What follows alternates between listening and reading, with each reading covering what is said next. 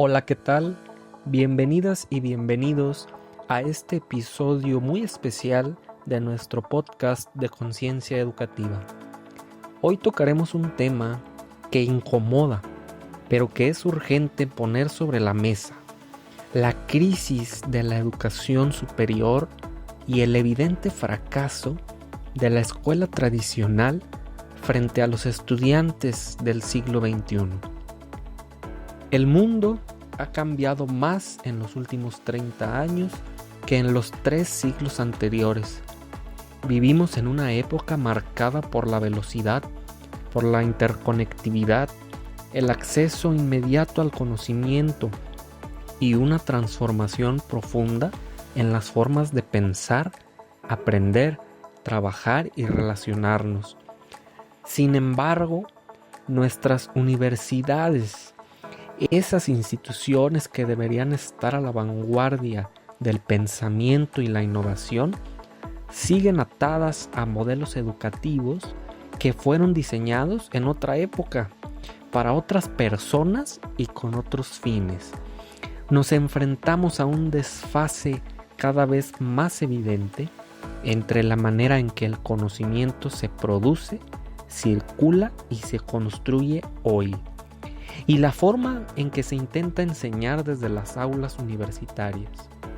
El aula se ha vuelto, en muchos sentidos, un territorio en disputa entre el pasado y el presente, entre la tradición y la innovación, entre la autoridad del profesor y la voz del estudiante. Este podcast busca analizar ese quiebre. Vamos a mirar de frente lo que representa hoy la escuela tradicional, las características fundamentales de las nuevas generaciones de estudiantes y el conflicto que inevitablemente surge entre ambos mundos. No buscamos culpables, sino respuestas. No pretendemos señalar errores con dedo acusador, sino proponer una conversación seria, crítica y constructiva sobre el presente y el futuro de la educación superior. Así que los invito a acompañarnos en este recorrido, por lo cual iniciaremos con lo básico. ¿Qué entendemos cuando hablamos de la escuela tradicional? Como lo mencioné anteriormente, desde Conciencia Educativa intentamos, desde una mirada crítica, analizar los diferentes modelos, prácticas, estrategias y técnicas educativas que funcionan y las que no tanto, destacando sus áreas de excelencia, así como resaltando las áreas de oportunidad. Por tanto, vamos a definir primero qué es la escuela tradicional, para después realizar una crítica a este modelo. La escuela tradicional no solo es un estilo de enseñanza, es un paradigma completo, es una forma de entender qué es aprender, quién enseña, cómo se transmite el conocimiento y qué significa educar. Este modelo tiene sus raíces más profundas en la Revolución Industrial. Fue diseñado para responder a las necesidades de una sociedad que requería obreros obedientes, empleados puntuales, ciudadanos disciplinados. El aula se organizó como una fábrica del conocimiento: filas, horarios fijos, rutinas estrictas, exámenes uniformes y un maestro que actúa como un supervisor, juez y fuente única del saber. En este sistema, el estudiante es visto como una vasija vacía que debe llenarse con datos e información. La memorización se privilegia por encima de la reflexión, la obediencia por encima de la autonomía, la repetición por encima de la creatividad. El conocimiento se fragmenta en asignaturas separadas, muchas veces sin conexión entre sí ni con la realidad del estudiante. Se imparten contenidos que se consideran universales o necesarios, sin que se cuestione si siguen siendo útiles o relevantes. Además, la evaluación se convierte en el centro de la experiencia educativa, no como una herramienta de mejora, sino como un mecanismo de control.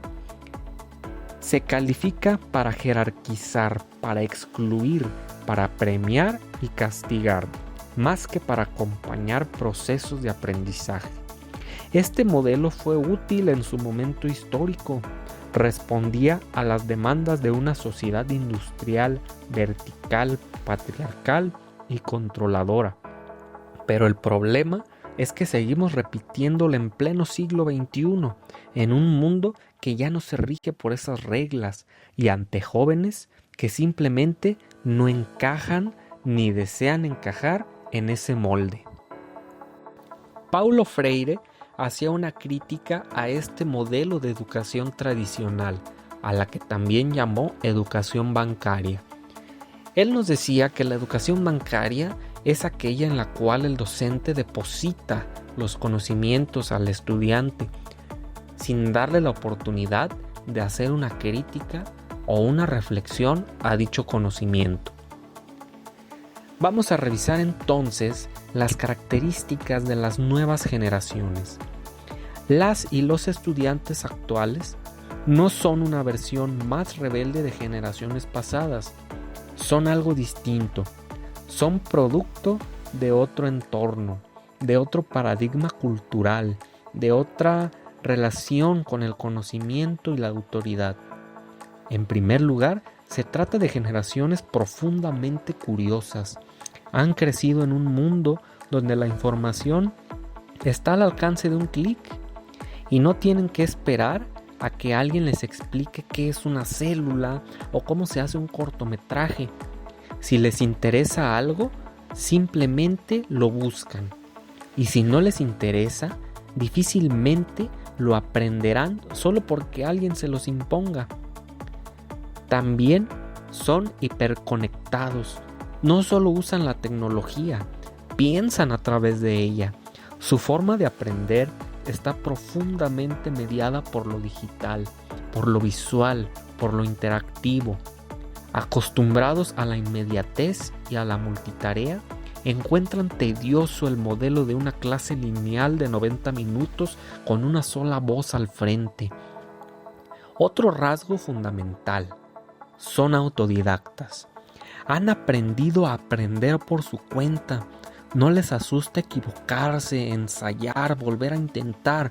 De hecho, muchas veces llegan al aula con conocimientos que adquirieron en YouTube, podcast, cursos abiertos en línea, foros de discusión o incluso videojuegos y hasta redes sociales.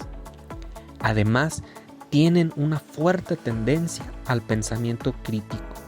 No creen en las verdades absolutas, cuestionan, preguntan, contrastan información.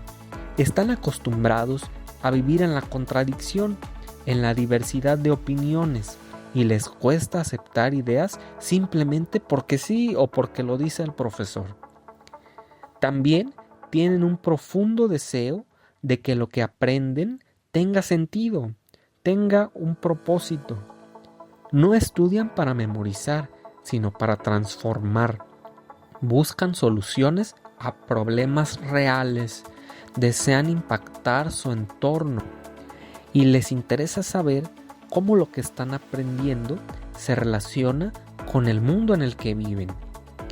Y entonces, ante todo esto, ¿qué hace la escuela tradicional? Muchas veces simplemente niega esta realidad, y esto nos lleva al choque. El choque generacional.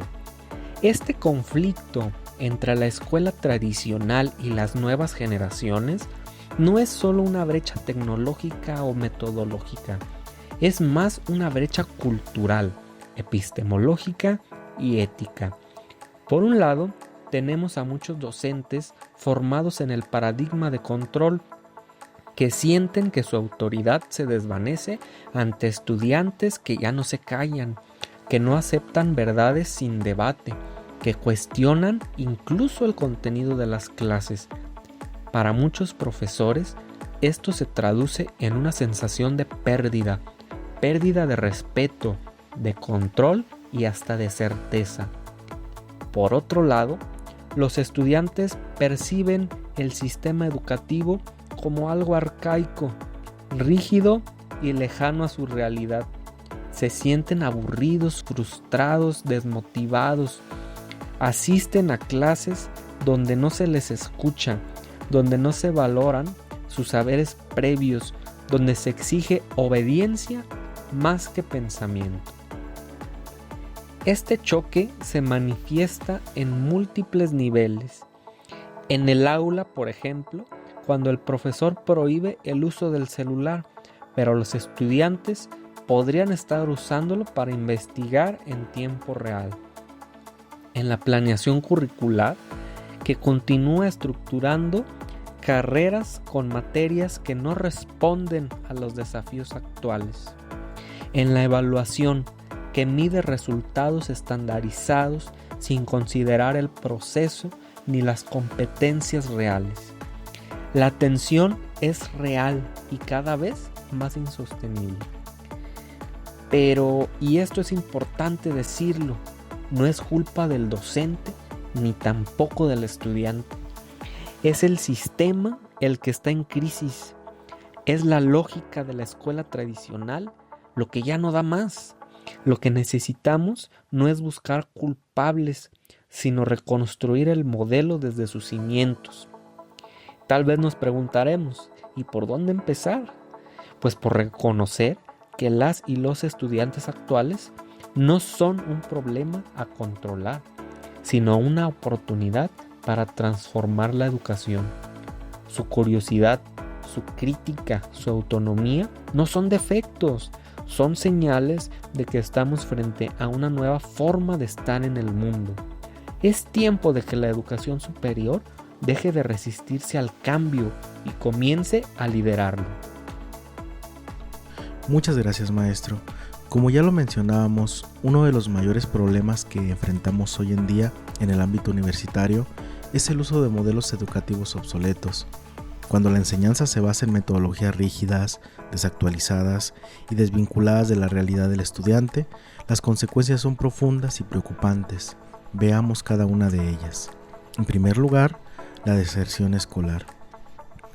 Muchos jóvenes abandonan sus estudios no por falta de capacidad, sino por sentirse desconectados del sistema. Las clases poco dinámicas, centradas en la memorización, sin relación con sus intereses o con el contexto actual, terminan por alejarlos. Lo que debería ser un espacio de crecimiento se convierte en una carga que no desean seguir cargando. La segunda consecuencia es la frustración. El estudiante que sí permanece, pero que no logra comprender, participar o sentirse valorado, experimenta una constante sensación de fracaso. Se esfuerza, pero el sistema no le ofrece respuestas significativas ni vías para expresar su potencial. Esta frustración puede traducirse en ansiedad, inseguridad e incluso problemas emocionales más serios. El bajo rendimiento académico es otra consecuencia directa. Cuando el aprendizaje no tiene sentido personal ni utilidad práctica, el estudiante pierde el interés y sin motivación el rendimiento cae. No porque el estudiante sea incapaz, sino porque el entorno no lo impulsa a aprender. Evaluaciones poco formativas, tareas mecánicas y falta de acompañamiento terminan por afectar su desempeño. Finalmente, encontramos la apatía, un fenómeno cada vez más común. Jóvenes presentes físicamente en el aula, pero ausentes emocional e intelectualmente. Participan poco, preguntan menos y muchos simplemente cumplen por cumplir. Esta apatía no es innata, es aprendida, o más bien, es consecuencia de un sistema que no logra inspirar. Así, poco a poco, la universidad deja de ser un lugar de transformación y pensamiento crítico. Se convierte en una estructura que reproduce contenido sin sentido, en lugar de formar ciudadanos capaces de cuestionar, proponer y construir un futuro diferente. Hoy, para entender cómo debe ser una educación realmente significativa y efectiva, es fundamental volver a las ideas de tres grandes pensadores: Paulo Freire, César Cole y Ken Robinson. Paulo Freire, un educador y filósofo brasileño, propuso una visión revolucionaria de la educación, verla como un acto de libertad. Para él, el aprendizaje no debe ser la simple transmisión de datos o conceptos de maestro a alumno, sino un diálogo abierto, una construcción conjunta del conocimiento. En este proceso, el estudiante no es un recipiente vacío que recibe pasivamente, sino es un ser activo que cuestiona, reflexiona y participa. Freire nos invita a transformar la educación en un espacio donde se liberan las capacidades y se genera conciencia crítica sobre el mundo. Por otro lado, César Coll, psicólogo y pedagogo español, complementa esta visión desde la psicología educativa.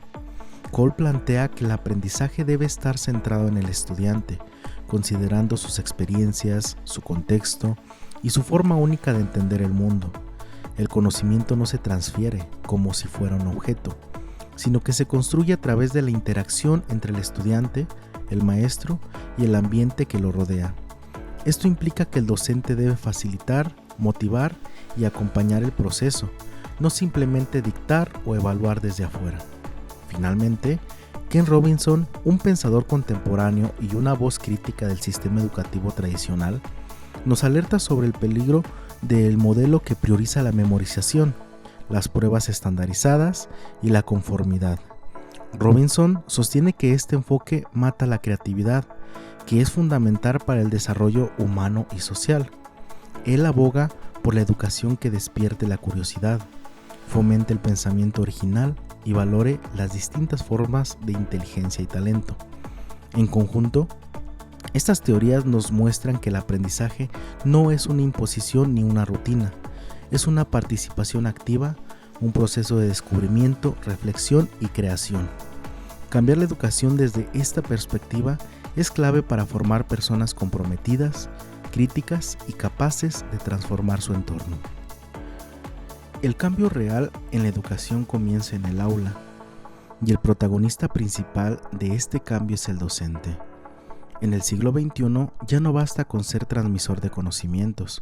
El maestro debe transformar su rol para responder a las necesidades actuales de los estudiantes y la sociedad. Primero, el docente debe actualizarse constantemente. Esto significa estar abierto al aprendizaje continuo, conocer y aplicar nuevas estrategias pedagógicas y familiarizarse con las herramientas tecnológicas que enriquecen la experiencia educativa. La educación ya no es solo libros y pizarras, es también plataformas digitales, recursos multimedia y formas innovadoras de comunicación que conectan con las formas de aprender de las nuevas generaciones. Además, flexibilizarse es fundamental. Cada estudiante es único, con ritmos, intereses y estilos diferentes. El maestro debe adaptar su práctica para responder a esa diversidad, evitando los métodos rígidos y universales que no consideran las particularidades de cada grupo o individuo. Esto implica también estar dispuesto a cambiar, a probar y ajustar, promoviendo un ambiente donde el error no sea penalizado, sino una oportunidad para aprender. Finalmente, humanizar la práctica docente es clave. Esto quiere decir reconocer al estudiante como persona integral, con emociones, inquietudes y potencialidades que van más allá de lo académico. El maestro debe crear espacios de diálogo, confianza y respeto, donde los estudiantes se sientan escuchados y motivados a participar activamente. En este entorno, el aprendizaje se vuelve un proceso compartido, un camino donde todos construyen conocimiento juntos, pensando críticamente y desarrollando habilidades para la vida. En resumen, el docente del siglo XXI es un facilitador, un guía y un aprendiz constante, capaz de abrir puertas para que sus estudiantes sean protagonistas de su propio aprendizaje. La verdadera transformación educativa no comienza en un nuevo currículo, ni en una reforma administrativa. Comienza cuando el docente, tú, yo, todos nosotros, se atreve a mirar hacia adentro. A veces estamos tan inmersos en la rutina, en los exámenes, en los informes y en las clases, que olvidamos detenernos a pensar qué tipo de educadores estamos siendo. Pregúntate, de verdad y con honestidad, ¿escuchas a tus estudiantes? No solo si entienden lo que dices, sino que tú entiendas lo que ellos sienten. Sabes lo que les preocupa, lo que les emociona, lo que sueñan. Escuchar implica soltar el protagonismo, abrir el espacio para que sus voces tengan peso en el aula, porque si no los escuchamos, difícilmente los vamos a guiar. ¿Promueves el pensamiento crítico o solo exiges que repitan lo que está en el libro o lo que tú consideras correcto? Educar no es adoctrinar, ni llenar hojas con respuestas. Es invitar a pensar, a cuestionar, a argumentar. Es formar personas que no solo sepan, sino que comprendan, duden y propongan. ¿Evalúas a tus estudiantes para que aprendan o evalúas para sancionar? A veces confundimos la evaluación con el castigo. Un mal resultado debería ser un punto de partida, no una sentencia.